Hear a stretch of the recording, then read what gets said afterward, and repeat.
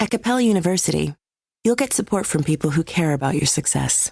From before you enroll to after you graduate, pursue your goals knowing help is available when you need it. Imagine your future differently at capella.edu.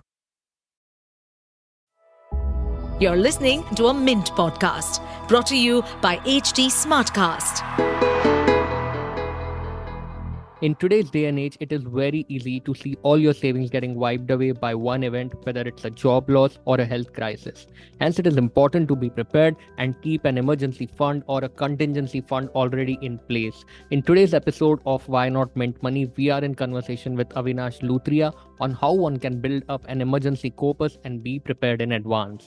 Welcome to Why Not Mint Money, a personal finance podcast where we help you understand basic money concepts and share strategies for you to build your wealth. So let's get started with your money journey.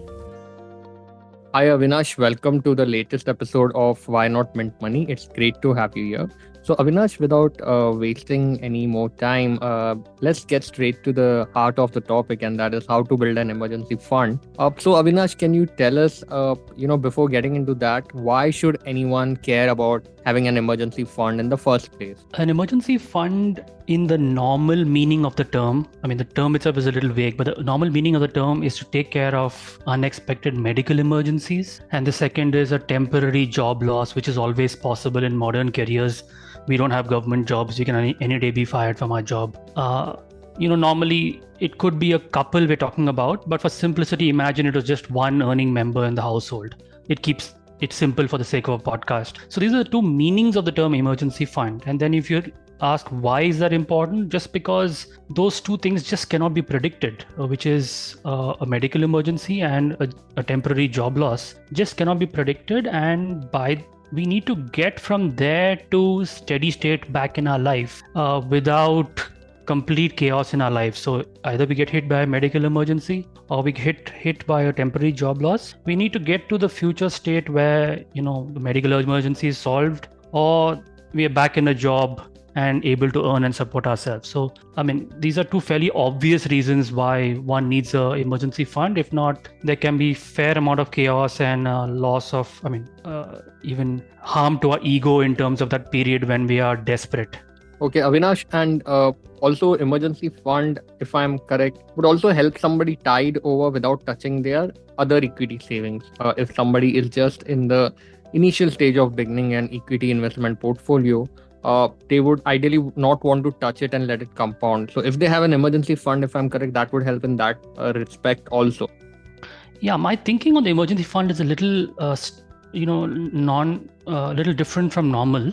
I'll just give you my thought on it. Yeah. My thought is that the emergency fund is essentially all of your net worth, which is liquid. And we'll talk about what does all of your net worth and liquid mean. So then it becomes a question of what size is it and how liquid is it? And there can be different degrees of liquidity. The point you raised about it could be in certain assets or investments which are volatile. And at the point at which you lose your job, the stock market might have crashed and you may have to pull out money from it. It's a valid point, but I somehow worry. I want to keep it a little simpler for people. So I would rather, deprioritize that aspect. I know everybody prioritizes it, but I would rather keep it a little simple for people and just say there are two main dimensions of it. One is the quantum of how much is your net worth to take care of how many months of expenses. And the second, how liquid is each of those pieces of it, because liquidity itself has degrees to it. And maybe I can talk about a few examples further on. Yeah, sure. Please go ahead into that.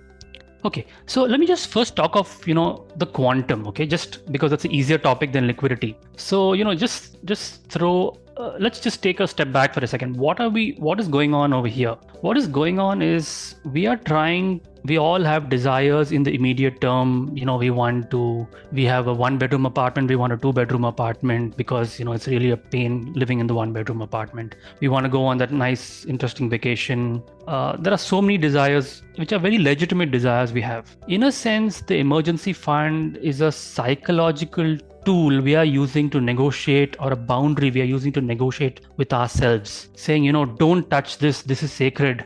Even if you want to go on that vacation, you want to buy a new car, you want to move to a 2-bedroom apartment, no, that's sacred, don't touch it. It's more of a tool to negotiate with ourselves. So now, coming to the question of the quantum, it's very hard to quantify how much we need for many of these things. So a medical emergency, how much do you really need? I mean, there's really no limit to it. A temporary job loss, for how long can it be? 6 months, 12 months, 18 months? Could vary based on your field or profession. It could also vary based on your seniority. The more senior you are, the harder it is to find an equivalent job to what you lost, which will meet your desires, etc. So, just throw a random number. This may not be correct, but just imagine to take care of these two you wanted, just as a rule of thumb, 18 months of expenses. Some might say this is too little, some might say this is too much. I'm not saying it's correct. I'm just saying as a starting point for debate. Imagine a couple that spends 1 lakh a month, 18 months of expenses, about 18 lakhs. Let's say they keep 9 lakhs each in each of their names. A couple that spends 2 lakhs a month, 18 months would be 36 lakhs of expenses. They keep 18 lakhs in each of their names, because if she has a medical emergency, he has to be able to handle it. If he has a medical emergency, she has to be able to handle it. So that's more about the quantum. This doesn't mean that this is the right amount, the perfect amount. You cannot need more than this. I mean, who gave you a guarantee that you'll get a job in 18 months? There is no guarantee, right? But it's a starting point for thinking of this question. And then we can come to the liquidity bit. Shall I move to that? Yeah, please. If you can tell more about that. The most urgent kind of emergency, which is a medical emergency. Most urgent in terms of how much time you get to respond or how problematic it is. So the typical thinking on a medical emergency is, okay, I have health insurance, either through my job or my personal health insurance, and that will cover the medical emergency. However, that can fail for a couple of reasons. I mean, some people don't even have medical insurance, but even if they did, it could fail for a couple of reasons. One is, you might have a medical emergency and then get fired from your job, and then you don't have the company cover. Or you may have a personal cover, but the insurance company says, no, you cover it. Yeah, there is some language that says, we, the insurance company, will cover it. But, we think you were driving under the influence of alcohol. You please cover it and we'll see later. After that, you come back for a reimbursement. Doesn't happen too much, but can happen. You never know these things. It's better that you control your future in that sense. So the key point for a medical emergency is that even something we consider very liquid, I mean, even by the term of it, a liquid fund in the mutual fund, takes 3 to 4 business days to redeem. Technically, it's 3 business days, but from a layman perspective, it can even be 4 business days. We can talk about that nuance if it's relevant. But 3-4 business days can become very easily 5 to 8 calendar days over a long weekend. That is just too slow for a medical emergency. So you need money in a savings account, FD, etc., and not a joint FD, because joint FDs are more difficult to break. Imagine you and your spouse have a joint FD. If one of them is not there to sign, it's a little hard to break sometimes. And people often say that, I have a credit card. Fair enough. But sometimes, I rather you have full control of that money. Sometimes people have a huge credit card limit. Okay, so be it.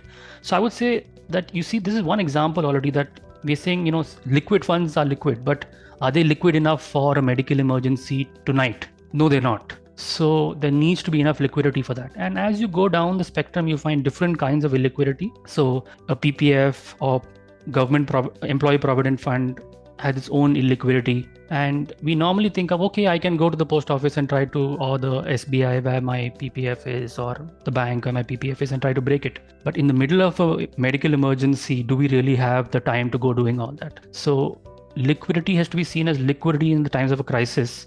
Yes, for a job loss, we have the time to go do all that, but not for a medical emergency. So the second dimension, as I said, first dimension is the quantum. The second dimension is liquidity, which comes with its own strings attached. And if you can talk more about it, what's an ideal product where you should be parking such funds? Liquid funds is probably a no-go, if I'm correct, because the time it can take for you to get that money in your account.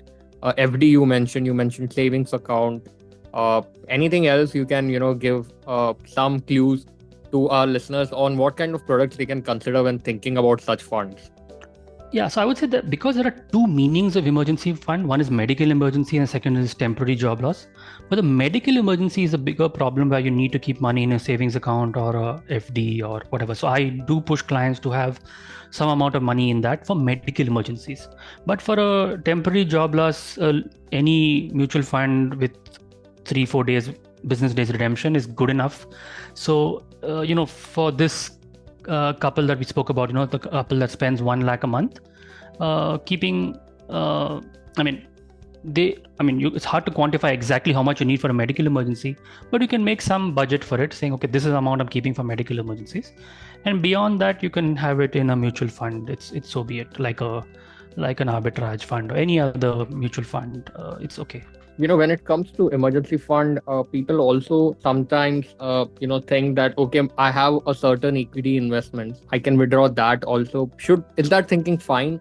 Because that is also liquid in that sense. I did make a mention of it. But how do you think people should go about, in your sense, when interpreting these kind of investments as something that can help them in their need of the hour? Yeah, my thinking is a little non-traditional, non-typical on this front. I am actually okay with people having their money in even equity mutual funds that are volatile. I realize that there is a downside to what I'm saying, that at the time of job loss, the market has crashed. Back in 2008-9, the market crashed. Even Nifty 50 crashed 59%. So, 1 crore in equity mutual funds became 41 lakhs. So it's pretty terrifying. But I think it's okay. I think there's enough of complexity to financial planning. I think it's not critical to try to say that the entire emergency fund should be only in non-volatile assets. If you're maybe, in the beginning, for someone who's at the early stage of their career, anyway, the asset allocation, I would hope, would be fairly conservative. So, imagine someone who's just started their job. They were still building up their ability to handle equity volatility. So anyway, I don't think their asset allocation should be very high. I know that people keep saying that, young people can have very high equity allocations. I think the catch there is young people also haven't had the time to develop that ability to see how do I react when a big amount of money falls 59%. So I would say better to build it up slowly. And since that's anyway going to be happening to the extent that, you just apply some rule of thumb to your net worth saying 40% in equity, so be it. I think you can live with that. Basically, we are saying here that if the quantum of investments is large, if your savings, even in equity, is large enough, then it's okay. You need not have a separate emergency corpus built in, say, debt, instruments, etc. But if you are just starting out, it would be good that you have that separated in a debt sort of instrument. Because when the sums are large, it's fine. You can still withdraw small amount from your equity or whatever, and leave the rest as in when you need it. Yeah, I'm telling the story to the client or to the listener that, you're young, you're 25 years old, you haven't really faced an equity crash with a large amount. Even if 40% equity was your target, start off with 10, 20, 30, slowly get to 40. And in that process, anyway, equity would not be a very large part of the net worth. Thanks a lot for joining us today and sharing all those insights. It's always a pleasure to talk with you and, listen into what you have to say on some of these important topics. Thank you, listeners, for joining us today. If you liked this episode and would like to hear to more such interesting conversations, do log into our channel Why Not Mint Money on Spotify, where you'd always find me omnipresent. Also, if you have any new ideas or suggestions, you can DM me on Twitter. My Twitter handle is @Jash Kriplani, that is JASHKRIPLANI. You can always reach out to us over the email. Our email ID is mintmoney@livemint.com.